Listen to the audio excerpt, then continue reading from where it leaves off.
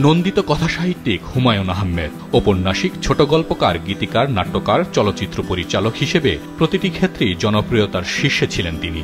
সেই প্রিয় লেখকের জন্মদিন আজ। দিনটি উপলক্ষে গত রাতে লেখকের সমাধিতে 500 মোমবাতি প্রজ্বলন করে কেক কাটা হয়। আজ দুপুরে নুহাশপল্লীতে লেখকের সমাধিতে ফুল দিয়ে শ্রদ্ধা জানান স্ত্রী মেহের আফরোজ শাওন ও তার 2 ছেলে, স্বজন ও ভক্তরা। হুমায়ুন আহমেদের আত্মার মাগফিরাত কামনা করে দোয়া করেন সবাই। বাংলা সাহিত্যের উজ্জ্বল নক্ষত্র, তো স্যারের যে অবদান বাংলা সাহিত্যে, সেই অবদানের কারণে আমরা আসলে ওনার কাছে দায়বদ্ধ। বাংলা সাহিত্যে অনেক কিছু নেই, কারণ ওনার আবির্ভাব হয়েছিল 1972 সালে নন্দিত নরকের মধ্য দিয়ে।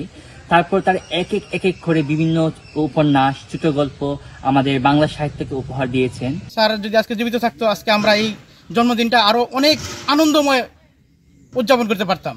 2012 সালের 19 জুলাই মরণব্যাধি ক্যান্সারের কাছে হার মেনে না ফেরার দেশে পাড়ি দেন বাঙালির প্রিয় লেখক হুমায়ুন আহমেদ। স্মৃতি রক্ষায় জাদুঘর তৈরি সহ তার সব স্বপ্ন পূরণে পদক্ষেপ নেয়ার কথা জানিয়েছেন মেহের আফরোজ শাওন। সযত্নে সবকিছু রাখা আছে, কিন্তু জাদুঘরটা এখনো করতে পারিনি। আসলে অনেকগুলো কারণ, প্রধান কারণ হচ্ছে আসলে কি বলবো, প্রধান কারণটা আর্থিক। আমরা নুহাশপল্লীর যেই আয় হয়, সেই আয় দিয়ে নুহাশপল্লীরই পরিচালনা হয়, পাশাপাশি হুমায়ুন আহমেদের স্কুলের কিছুটা পরিচালনা হয়। তো আমরা এখনো আশা করছি যে আগামী 1-2 বছরের মধ্যেই এটা শুরু করব এবং শেষ করব।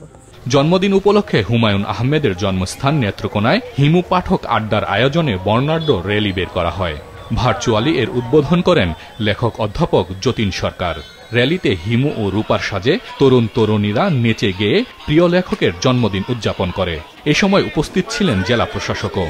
পরে মুক্তারপাড়া মুক্ত মঞ্চে কেক কাটেন জেলা পুলিশ সুপার। তার সৃষ্ট কর্মের ভিতর দিয়েই আমাদের সাহিত্য সমৃদ্ধ হয়েছে এবং আমরাও নিজেরা অনেক তৃপ্তি লাভ করছি। আমরা তার লেখাগুলো ধারণ করতে চাই, পড়তে চাই, তাকে জানতে চাই, এটাই আসলে আমাদের উদ্দেশ্য।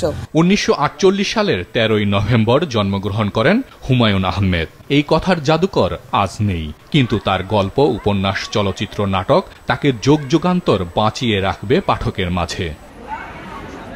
হাসান মেহেদী, মাছরাঙা নিউজ ডেস্ক।